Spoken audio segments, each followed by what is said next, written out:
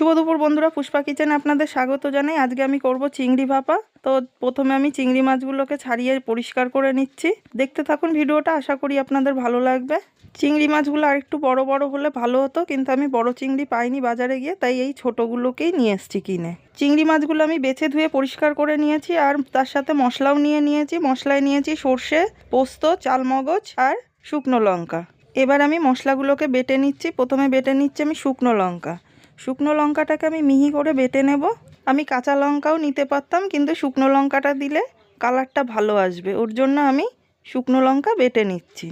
এবার নিয়ে নিচ্ছি আমি চালমগজ, পোস্ত আর সর্ষে। এটাকেও আমি লঙ্কার সাথে একসাথে করে মিহি করে বেটে নেব। আপনাদের যাদের কাছে মিক্সি আছে আপনারা মিক্সিতে মশলাটা বেটে নিতে পারেন, কিন্তু আমি শিলপাটায় বেটে নিচ্ছি। শিলপাটায় বেটে নিলে খেতে খুব স্বাদ হবে। আপনারা আমার এই ছোট চ্যানেলটিকে একটু সাপোর্ট করলে আমি আরও নতুন নতুন রান্নার ভিডিও আপনাদের সামনে নিয়ে আসতে পারবো। মশলাটাকে আমি সময় নিয়ে বেটে নিয়েছি। মশলাটা আমার প্রায় মিহি হয়ে গেছে। মশলাটা আমি মিহি করে বেটে নিয়েছি। এবার আমি মশলাটাকে উঠিয়ে নেব। যেই বাটিতে চিংড়ি মাছটাকে মাখাবো সেই বাটিতেই আমি একদম মশলাটাকে তুলে নেব। আপনারা এইভাবে একবার চিংড়ি মাছ ভাপা করে খেয়ে দেখবেন, খুব স্বাদ হবে। মশলাটা আমার বেটে ওঠানো হয়ে গেছে। এবার আমি মশলার সাথে চিংড়ি মাছটাকে মাখিয়ে নেব। প্রথমে আমি মশলার ভিতরে দিয়ে দিলাম চিংড়ি মাছ কটা, তারপর দিয়ে দিচ্ছি আমি পরিমাণ মতো লবণ, দিচ্ছি পরিমাণ মতো হলুদ, আর আমি এই রান্নাটা সর্ষের তেলে করব, তাই পরিমাণ মতো দিয়ে নিলাম সর্ষের তেল। এবার আমি হাত দিয়ে মাছটাকে ভালো করে মেখে নেব। নুন, হলুদ, মশলা, তেল সব দিয়ে এবার মাছটাকে আমি সময় নিয়ে হাত দিয়ে ভালো করে মাখিয়ে নিচ্ছি। আমি হাত দিয়ে ভালো করে মাছটাকে মাখিয়ে নিয়েছি।